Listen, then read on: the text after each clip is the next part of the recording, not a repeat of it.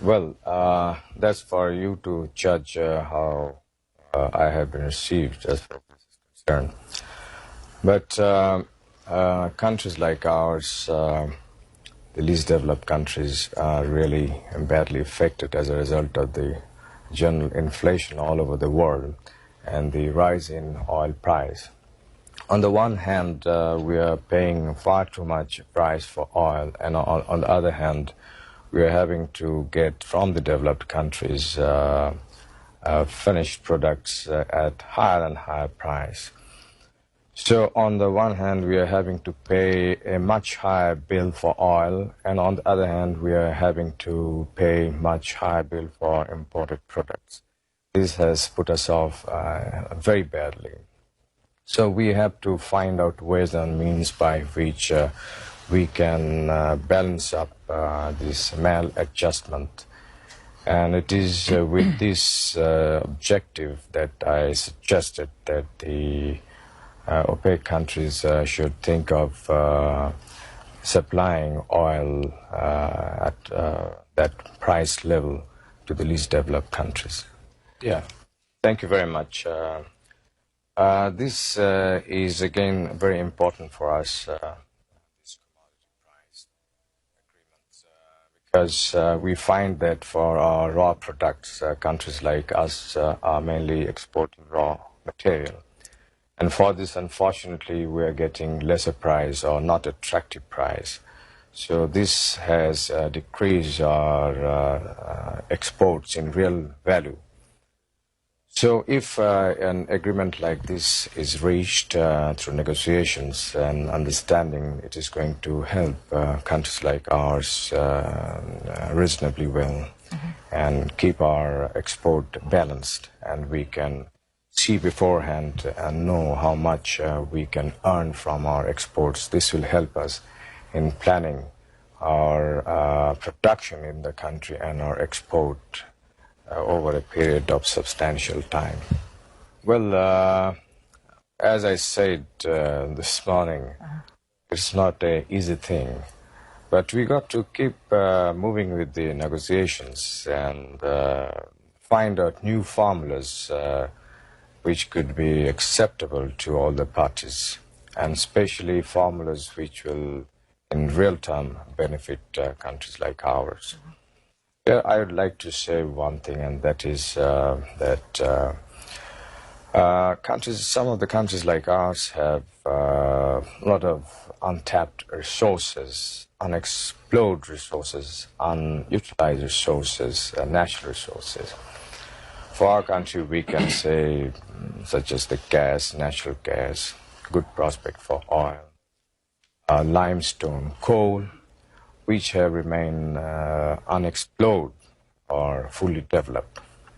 So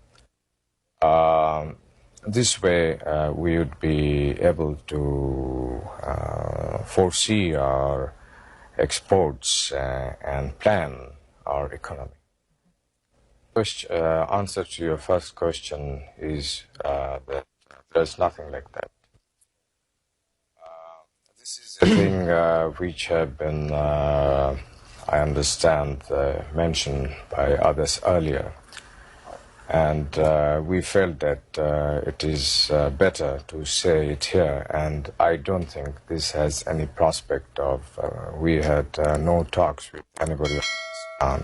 If anybody said, it must have said on really many countries, both in the East and the West. The object, one should have understood that we were colonized for a long period, as a result of which we remain undeveloped, whereas we have tremendous resources. Firstly, the land is so fertile, and in agriculture, our return is so low. As I said a few minutes ago, we have several others very valuable natural resources which have remained undeveloped, unexplored. For this, we got to talk to people who have the money, who have the technical know-how. Apart from this, being a new country, I had decided to visit as many countries as possible. And I think these visits have really helped us a lot. to project Bangladesh in other countries and discuss with those countries' leaders as to how economic cooperation could be built up. And as a result of these visits, our assistance from abroad has increased over the last 2-3 years, and the economy in our country are gradually picking up. That a few months ago, Bangladesh proposed a forum on the basis of South Asian countries. And this has been well received by the various countries of South Asia region. And the object is that through this forum, we could do many things which will benefit the region as a whole. And under that forum, trade, commerce, and other bilateral relations, regional matters could be discussed, as in case of other regional forums. Let me tell you that up to 1950, our country then, East Pakistan, was self-sufficient in food. And thereafter, till recently, the agriculture sector, not much was done. As a result, with the growth of the population, the requirement of the food went up, but the food production remained low. Now, we have rationing system in our country which is coming over since a long period. Now, the object of our government is to gradually get rid of this rationing system, which is mainly concentrated in the urban areas, but we are trying to sort of distribute more and more in the rural areas. And lately, we have started open market operation, whereby at a certain price we sell out in the markets rice and wheat to keep the market price steady. At the same time, we have undertaken special measures to procure a lot of food grains, and right now we have 1.2 million roughly food stock with the government. We are giving a lot of encouragement to the farmers by price support, and in future we are going to do a lot more. The object is ourselves to become self-sufficient in food so that we don't have to get really food from abroad. It's not a good thing. But realistically, you are going to need additional food aid for the next several years. And what is the impact of the British government curtailment? I'm coming to that point. Let me tell you that we shall be self-sufficient in food earlier than anybody thinks, and we have taken certain measures on that count, and we are beginning to get the results. As far as... When do you expect food self-sufficiency?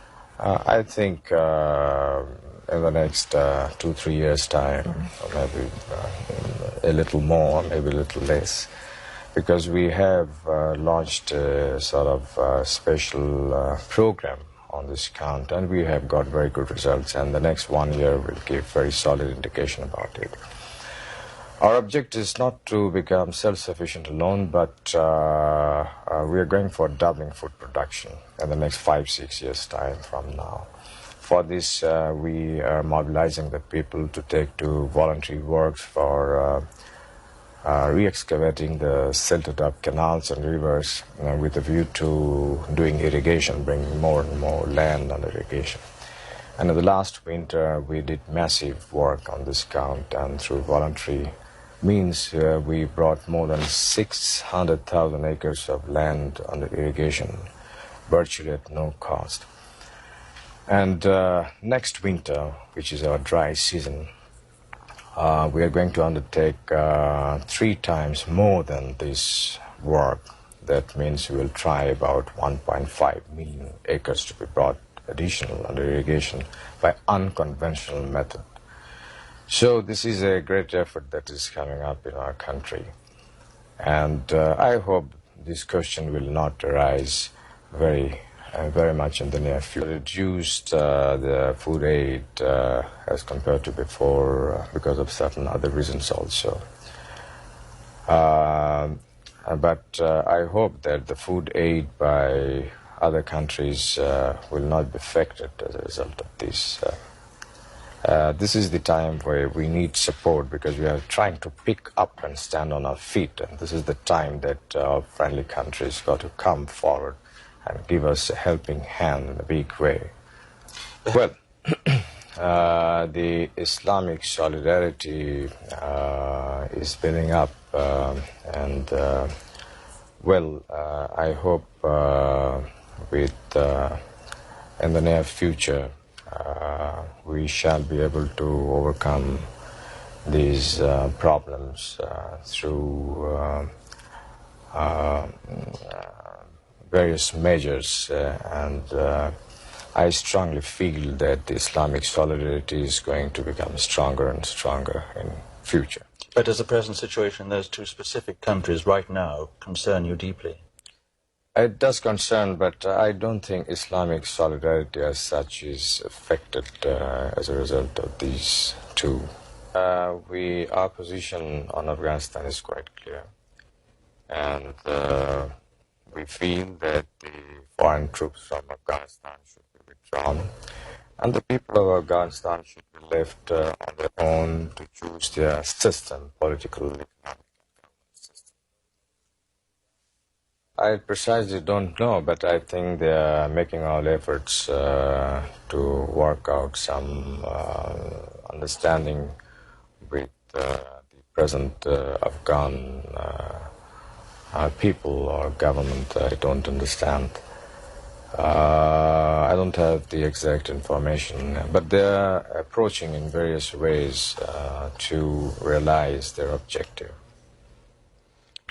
Good, I think that's a very good question. It's a very difficult problem, let me tell you, but this should not dishearten us.